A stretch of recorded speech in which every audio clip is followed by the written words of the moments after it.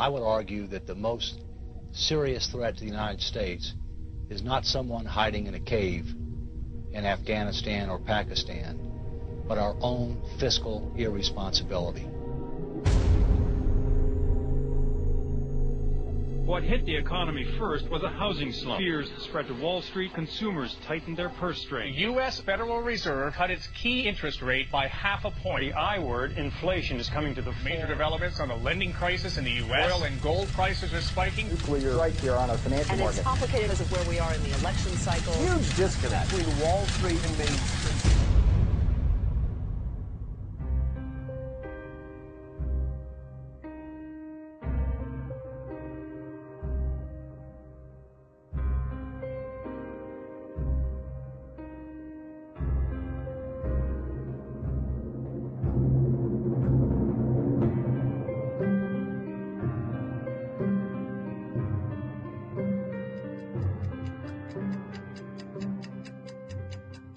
Who is David Walker and why should we care?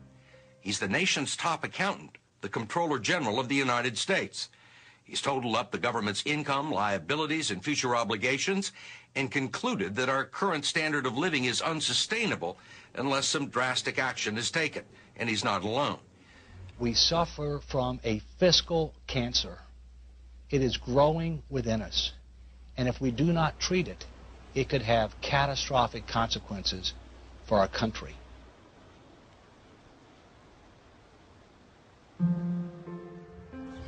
How big is the federal debt? I don't know. I'm guessing quite a bit. I know it's a heck of a lot more than it was probably 10 years ago. Take a stab at it. 69 billion.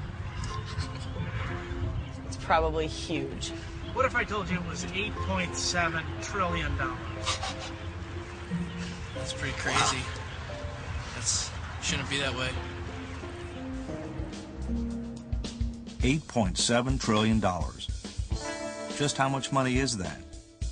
With a number this large, it helps to compare it to the overall size of America's economy, what economists call the gross domestic product, or GDP. In February 2007, when our federal debt was $8.7 trillion, our GDP was around $13.5 trillion. That meant that our federal debt was about 64% of our GDP. This level of debt to GDP is not the real problem. It's where we're headed that matters. If you were to add up all of the federal government's unfunded promises for Medicare and Social Security, you would see that as of September 30, 2007, America had dug itself into a $53 trillion hole, and it's getting deeper by at least $2 to $3 trillion every year by doing nothing. Unfortunately, with increasing budget deficits and recent government bailouts, we're now digging even faster.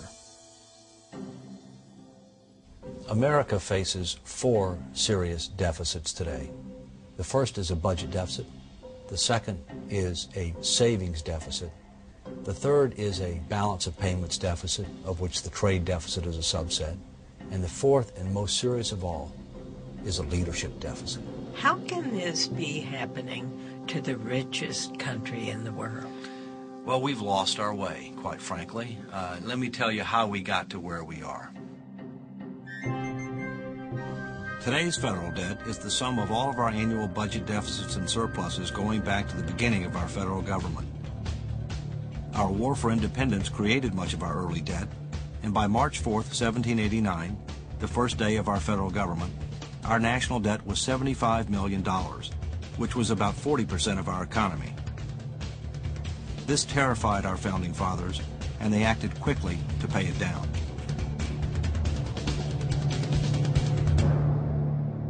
We didn't stay there for long. The Civil War not only had a huge human cost, it brought the United States to the brink of bankruptcy. However, like before, we paid our debt down quickly. In 1913, the Federal Reserve System was created to help manage the nation's money supply and to oversee national banks. That year was also the birth of the modern income tax. World War I was supposed to be the war to end all wars. Several years later, the Great Depression brought with it extreme economic hardship for millions of Americans. This Social Security measure gives at least some protection to 30 million of our citizens. It is insurance that you and your employer have bought and paid for. World War II was a time of sacrifice, and while the government took on unprecedented levels of debt, Americans bought savings bonds to finance our winning the war. And now, ladies and gentlemen, Mr. Humphrey Bogart. Our fighting men have just won history's greatest victory for freedom. Buy bonds for their future and for your own future. We've got another bond to buy. It's official. It's all over. It's total victory.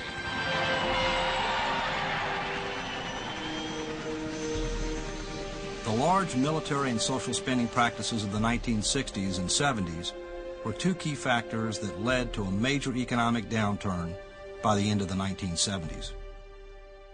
The 1980s saw the rise of supply-side economics. It's morning again in America. Reaganomics. You're the trickle-down theory guy. I'm betting my reputation on it. The controversial Laffer curve proposed that lower marginal tax rates would eventually generate higher tax revenues. The theory did have its critics.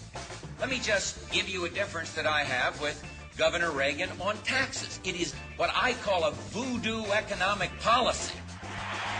For decades, we have piled deficit upon deficit, mortgaging our future and our children's future for the temporary convenience of the present. Read my lips. The debate over supply-side economics continues to this day. But what is not debatable is that the federal debt exploded in the 1980s. A fundamental shift had occurred. America was becoming addicted to debt. Never before in our history had so much debt been created during an era of relative peace and prosperity. Yes, the Cold War ended, but it came at an extremely high price, and people from across the political spectrum were becoming very alarmed.